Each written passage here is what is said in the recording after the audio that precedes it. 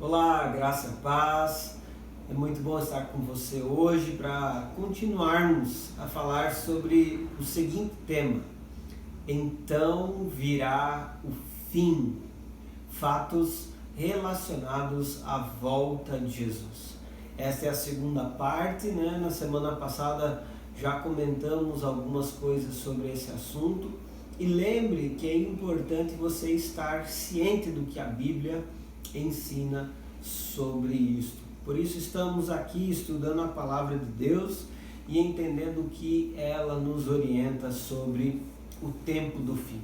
Hoje vamos ler Mateus capítulo 24, versículo 1 e 2, diz assim: E quando Jesus ia saindo do templo, aproximaram-se deles os seus discípulos para lhe mostrarem a estrutura do templo. Jesus, porém, lhes disse: Não vedes tudo isto? Em verdade vos digo que não ficará aqui pedra sobre pedra que não seja derribada. Lembramos que Jesus fez esta predição por volta do ano 32 ou 33 da era cristã. E no ano 70 depois de Cristo, através do imperador Vespasiano, do Império Romano, essa profecia se cumpriu, pois o que aconteceu foi a destruição do Templo de Jerusalém. Após Jerusalém ter sido sitiada, então uma das coisas que aconteceu foi a destruição desse templo. Essa profecia, ela se cumpriu, ela se concretizou. E Mateus capítulo 24 inicia algo que é chamado de sermão profético. Alguns apontamentos de Jesus para o futuro. E a forma como Jesus começa esse sermão é exatamente com uma profecia que se cumpriu. Uma profecia que já chegou à sua concretização poucos anos depois que Jesus a disse. Dando sequência ao texto, se você inclusive quiser manter sua Bíblia aberta, nós vamos falar entre Mateus, Marcos e Lucas, o sermão profético que está registrado nesses três evangelhos, nos evangelhos sinóticos. Versículo 3 diz assim: E estando assentado no Monte das Oliveiras, chegaram-se a ele os seus discípulos em particular, dizendo: Dize-nos quando serão essas coisas, e qual sinal haverá da tua vinda e do fim do mundo? Veja que a pergunta dos discípulos foi uma reação à afirmação de Jesus. Jesus afirmou: não vai ficar pedra sobre pedra. Então a pergunta dos discípulos foi: quando isso vai acontecer? Qual o sinal da tua vinda? E quais sinais do fim dos tempos? Eles fizeram três perguntas distintas para Jesus. Eles tinham interesse em conhecer quando aconteceria o cumprimento da profecia acerca das pedras sobre pedras que seriam destruídas, que não ficariam uma sobre si, ou seja, a destruição do Templo de Jerusalém. Eles tinham interesse em entender quando é que Jesus voltaria, porque ele já tinha ensinado isso para os seus discípulos, já tinha feito a promessa da sua volta, e quais seriam os sinais do tempo do fim. Entenda que ele foi para um lugar muito importante para se falar sobre profecia, o Monte das Oliveiras. O profeta Zacarias, no capítulo 14, quando ele promete a vinda do Messias com um reinado sobre a terra, ele declara que seria no Monte das Oliveiras que esse Messias iria pisar. Ou seja, Jesus no Monte das Oliveiras com seus discípulos, falando sobre o final dos tempos, é um claro sinal, um claro apontamento para eles compreenderem que era o cumprimento da profecia que foi feita por Zacarias. Tendo em vista essa introdução de que o sermão profético de Jesus é uma resposta às perguntas, nós vamos começar hoje a encontrar ou avaliar alguns sinais que Jesus apontou no sermão profético sobre a sua volta. Então entenda, Jesus deixou claro que existem alguns sinais que marcam a sua volta para a terra. E o primeiro desses sinais que eu quero falar com você hoje é o engano sobre a verdade.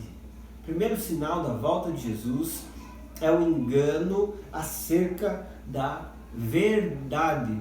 Mateus 24, versículo 4 diz assim: e Jesus respondendo disse-lhes: acautelai-vos que ninguém vos engane, porque muitos virão em meu nome dizendo: eu sou o Cristo, e enganarão a muitos. Veja que alguns tentarão se passar por Jesus. E quando eles tentarem fazer isso, infelizmente, eles conseguirão enganar. Jesus deixou claro que esse engano com a mentira era um dos sinais que envolve a sua volta. Antes da sua volta acontecer, pessoas estariam enganando, transmitindo que eram o Cristo, quando na verdade não são. Talvez aqueles que moraram em Curitiba aí, década de 90, inícios dos anos 2000, vão lembrar de uma figura chamada Henri Cristo. Você já deve ter visto também na televisão, ou já ouviu falar, viu algum vídeo na internet, enfim. Esse homem, ele acredita ser a reencarnação de Cristo. E o pior, ele tem centenas, milhares de seguidores que acreditam que ele realmente é a reencarnação de Cristo. Isso já lhe rendeu até entrevistas, programas de televisão, enfim. Além dos seguidores que estão sendo enganados por ele. Por que eu digo isso? Porque Jesus apresenta veementemente isso como sendo um sinal que antecede a sua vinda. Paulo escreveu a carta aos Tessalonicenses, 1 Tessalonicenses capítulo 5, versículo 3. Quando disserem paz e segurança, então de repente a destruição virá sobre eles, com dores a mulher grávida, e de modo nenhum escaparão. Jesus está mostrando um falso ensino sobre a verdade. Aliás, Paulo, está ensinando um falso ensino sobre a verdade, que deixaria algumas pessoas despreparadas para o tempo do fim. Estarão dizendo paz e segurança, quando na verdade não existe paz e segurança. 1 Tessalonicenses capítulo 5, ele está falando claramente sobre os últimos dias, e nesses últimos dias não existe paz e segurança, pelo contrário. E por isso é que o falso ensino sobre a palavra de Deus, o engano que muitas pessoas ensinam e seguem, faz com que estejam despreparados quem não conhece a verdade. É por isso que não podemos ouvir somente as mensagens que lisonjeiam, o nosso ego, mas precisamos ouvir a mensagem que é confrontadora, que muitas vezes é dura, que muitas vezes ela vem como uma flecha e atinge o nosso coração. Precisamos ouvir a palavra que é pregada e que nem sempre é o que nós gostaríamos de ouvir. toda a palavra. É lógico que existem textos da palavra que falam sobre conforto, sobre consolo, sobre ânimo, sobre fé, convicção. É lógico, isso existe, nós cremos e pregamos isso. Mas entenda, existem textos da palavra que mostram sim o tempo do fim, por exemplo, como um tempo muito difícil. E se alguém vem e diz, não, paz e segurança, tá de boa, fique tranquilo, o tempo do fim é sossegado. Isso não é verdadeiro, é enganoso. E esse engano acaba sendo um dos sinais de que a volta de Jesus está se aproximando. Segundo sinal que eu quero chamar a sua atenção, ele fala sobre juízo, ações relacionadas ao juízo, como por exemplo guerras, terremotos e fome.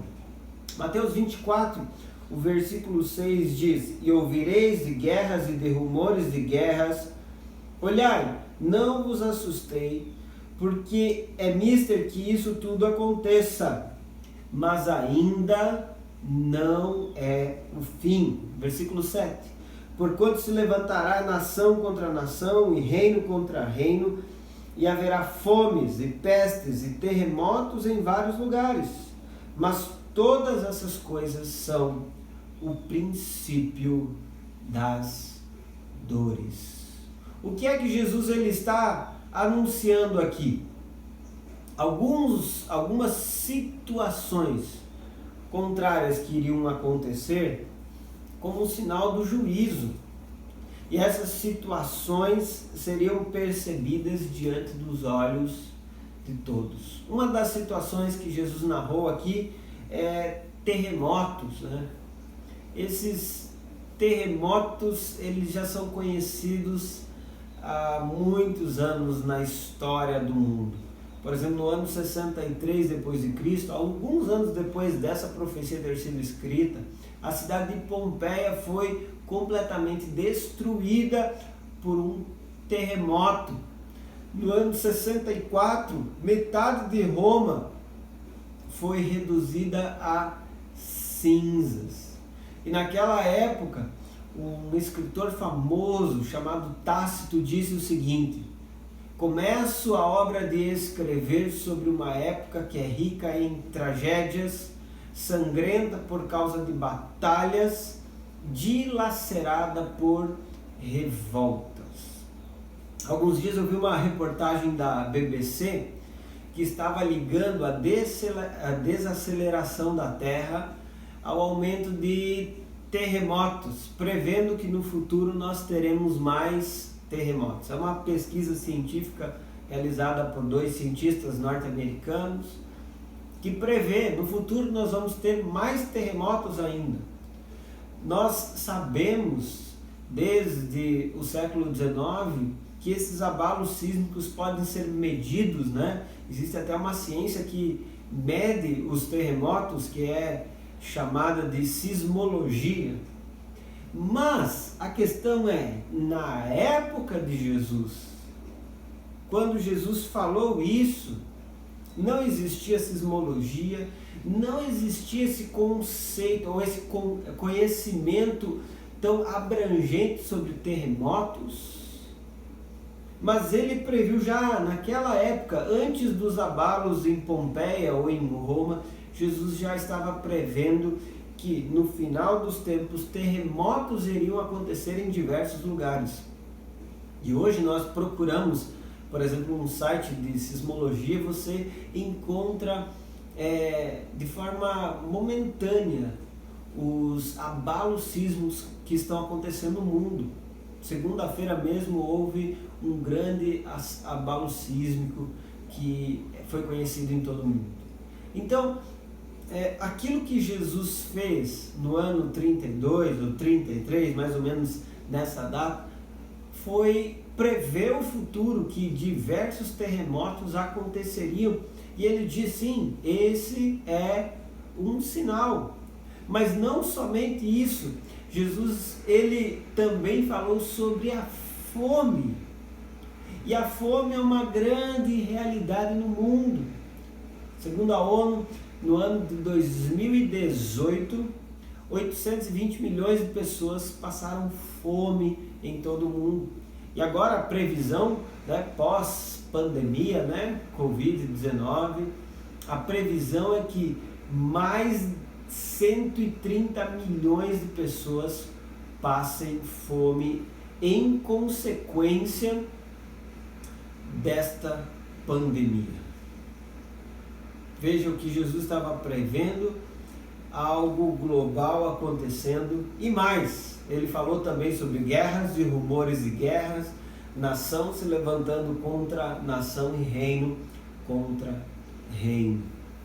Essa previsão de Jesus ela é tão clara, é tão real que nos nossos dias nós encontramos guerras internas em países, né? Problemas entre o próprio povo e problemas entre os povos, batalhas, guerras, né? Nós temos aí o grande exemplo da Primeira, da Segunda Grande Guerra Mundial e não sabemos nós se não estamos numa Guerra Fria, né? Não sabemos nós se tudo aquilo que estamos passando não é uma guerra, se essa pandemia não é algo relacionado a uma guerra. Claro, não vamos afirmar isso categoricamente, mas daqui a alguns anos vamos saber o verdadeiro motivo disso que nós estamos enfrentando. Então, o que Jesus estava prevendo sobre sinais cataclísmicos, né?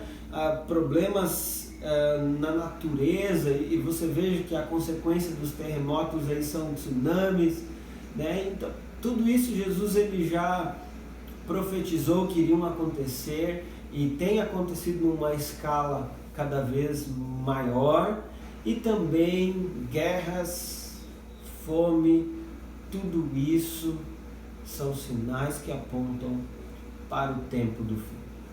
Então, primeiro sinal que nós falamos hoje sobre a volta de Jesus, o engano sobre a verdade. Segundo sinal, juízo através de guerra, terremotos e fome. Terceiro sinal, a oposição ao Evangelho. Mateus 24, versículo 9 diz assim: então vos hão de entregar para serdes atormentados e matar-vos-ão, e sereis odiados de todas as gentes por causa do meu nome. Veja o que Jesus ele disse, em outra versão fala, serão perseguidos e condenados à morte. Nos sinais, antes do tempo do fim, a oposição ao Evangelho. Existe um dado atual que 61% da população mundial vive sem liberdade religiosa, ou sem ter a sua liberdade religiosa plenamente respeitada. Esse é um dado de um ministério chamado ACN, Ajuda à Igreja que Sofre. Mas especificamente sobre o cristão, porque esse dado ele engloba todas as religiões, a cada ano a perseguição aos cristãos se intensifica no âmbito global. Hoje, segundo a missão Portas Abertas, mais de 260 milhões de cristãos no mundo enfrentam algum tipo de oposição como resultado de sua identificação com Cristo. Pense comigo, 260 milhões de cristãos estão sendo perseguidos nos nossos dias. Talvez você tenha tido conhecimento de casos, inclusive, de perseguição a cristãos que estavam em suas casas, aqui no Brasil, e foram ali questionados porque estavam cultuando e louvando a Deus. Para alguns isso foi um mero engano, mas a igreja precisa estar atenta. É um sinal do tempo do fim. E quando nós intensificamos essa visão, ou quando nós aumentamos essa visão a nível global, a perseguição aos cristãos tem acontecido de forma desenfreada em muitos países da Terra. No ranking de perseguição, lá no topo estão países como a Somália, países como Afeganistão e, em primeiro lugar, a Coreia do Norte. E sabem, a Coreia do Norte é um exemplo triste da perseguição aos cristãos. Lá hoje existem campos de concentração, aqueles que se opõem ao governo. E lá eles são obrigados a realizar trabalhos forçados. Esse local, esse campo de concentração, é uma forma de manter os cristãos e tentar reeducá-los, ou seja, educá-los na visão do governo local, para que abandonem a fé em Cristo Jesus. Isso acontece nos nossos dias. Isso realmente tem feito muito mal a muitas pessoas. Então a perseguição é uma realidade.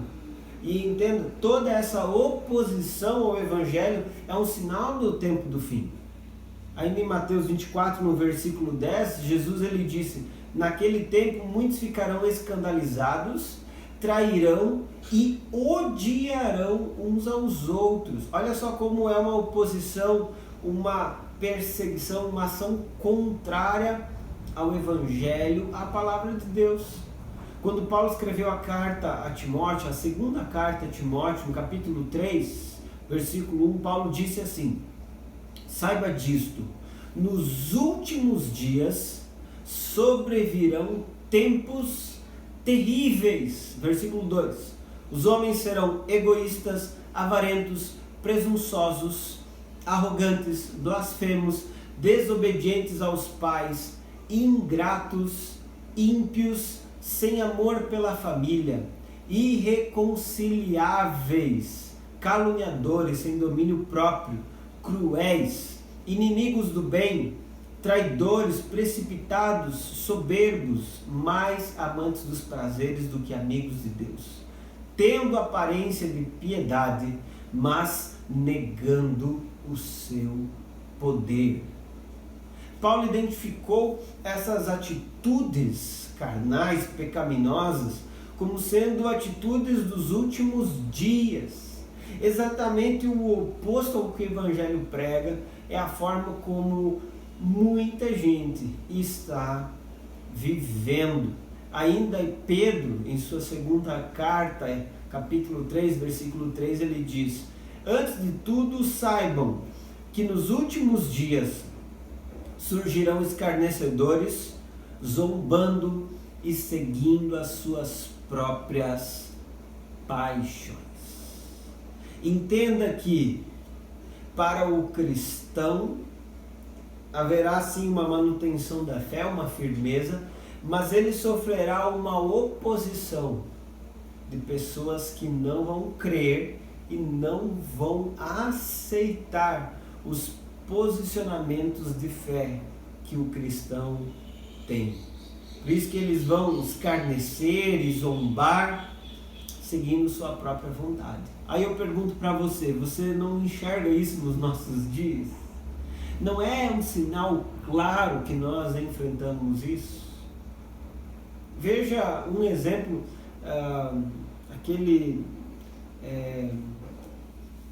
aquela sátira que aconteceu no Natal sobre Jesus, e tantas outras obras, ditas obras de arte, que tratam Jesus de uma forma totalmente equivocada, desprezando ele, ou ainda ações humorísticas que desprezam o cristão, a sua fé e seus posicionamentos.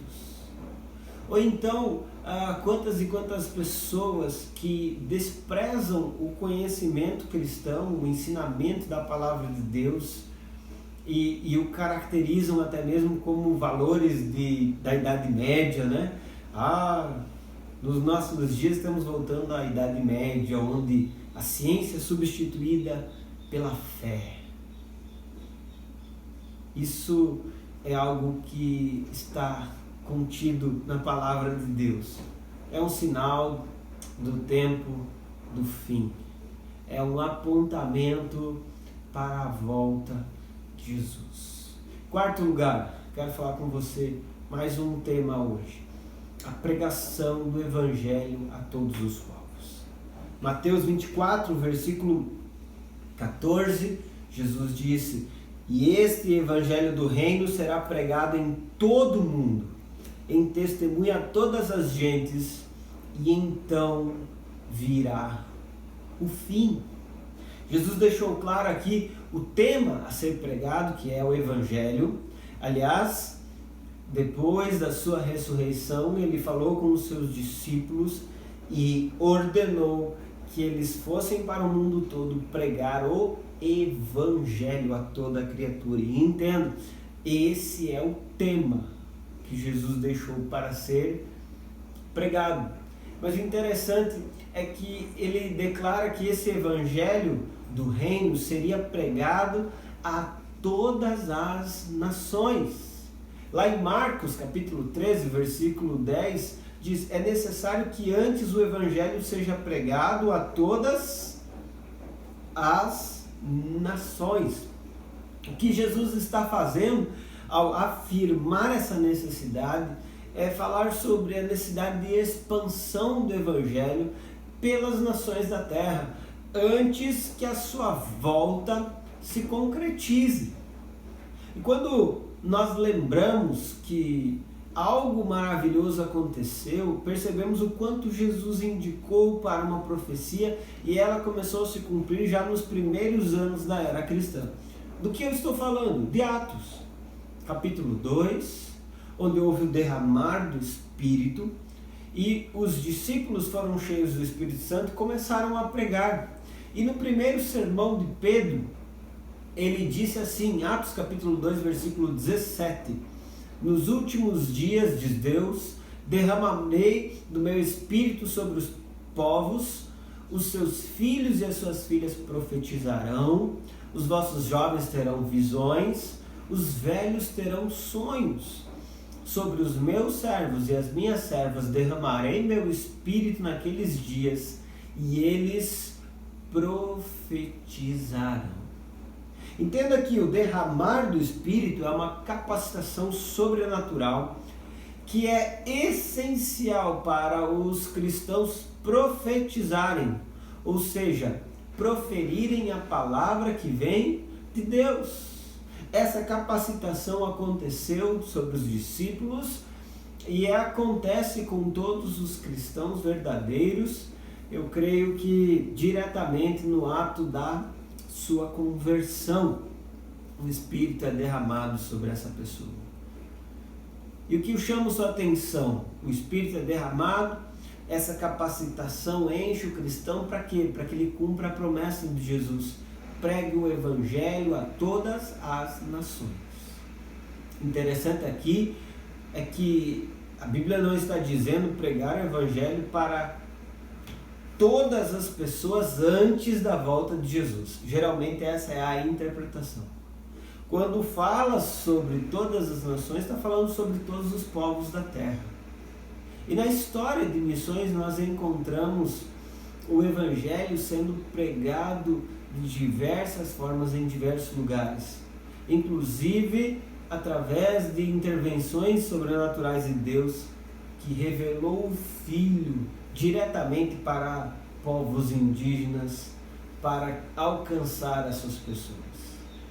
Enfim, Jesus marca essa pregação como sendo um dos sinais da sua volta.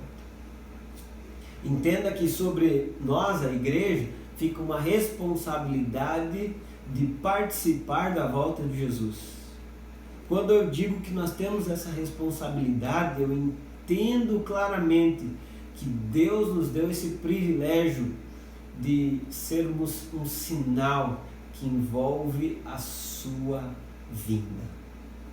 É por isso que podemos e devemos utilizar os meios que estão disponíveis em nossas mãos para comunicarmos o Evangelho, como a internet é uma grande oportunidade que nós temos de falar do amor de Deus e transmitir os princípios da sua palavra. Em nossos dias nós podemos, de uma forma muito rápida, alcançar dezenas, centenas, milhares de pessoas ao mesmo tempo, através de uma transmissão. Nós sabemos que a televisão também utilizou, ou foi uma forma muito utilizada para evangelizar as pessoas, principalmente no século passado, né, onde houve o crescimento da quantidade de pessoas que tinham televisão. Os televangelistas pregando através da televisão foi um instrumento de Deus.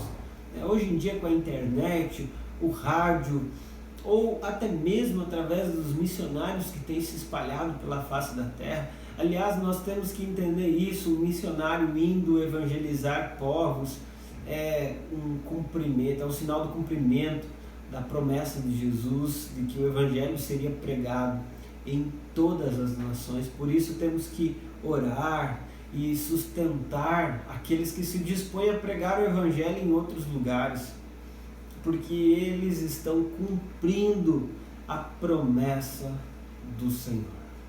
Hoje eu deixo para vocês esses 4 sinais para nós refletirmos sobre a volta de Jesus. Sinais que estão muito claros diante de nós. O engano sobre a verdade. Esse sinal é uma realidade. Muitas pessoas estão sendo enganadas por alguns que se dizem cristãos, que dizem transmitir a verdade do Evangelho, mas que têm enganado. Inclusive eu vejo na internet esse engano sendo transmitido, pessoas que desprezam a palavra de Deus. Entenda, irmão, esses falsos profetas, eles só estão sendo úteis para cumprir a profecia, tão somente isso, mas tem devastado a vida de muitas pessoas. Outro sinal é o juízo divino sendo percebido através de guerras, terremotos, fome que é real sobre a terra. Outro sinal que nós percebemos sobre a volta de Jesus, que estávamos falando aqui, é a oposição ao Evangelho, essa ação contrária à pregação da palavra de Deus. E ainda esse último sinal que nós acabamos de falar, a pregação do Evangelho alcançando todos os povos. Semana que vem tem mais. Vamos falar sobre alguns outros sinais que envolvem a volta de Jesus, como por exemplo a grande tribulação. Sim, vamos falar sobre isso e eu espero que você continue comigo. Mas antes de encerrar, eu quero orar com você. Não adianta somente conhecermos os sinais do tempo do fim. Nós temos que orar por isso e refletir. Vamos orar juntos, Pai. Eu oro para que o Teu Espírito esteja provocando dentro de nós uma transformação, um despertamento, e que a nossa vida esteja totalmente direcionada pelo Senhor. Pai, nós nos colocamos diante de Ti pedindo misericórdia, que pela Tua direção, pela Tua iluminação, nós estejamos preparados para o tempo do fim. Que a nossa preparação seja evidenciada através de uma atitude. Eu oro, Senhor, para que o Teu Espírito convença cada pessoa que está me ouvindo e que todos estejam com o coração totalmente disposto a preparar-se para a vinda do Senhor. Em nome de Jesus, oramos por cada um de nós, pedimos que o Senhor abra o nosso entendimento, nos dê sabedoria em tudo, no nome de Jesus. Amém. Deus te abençoe. Grande abraço.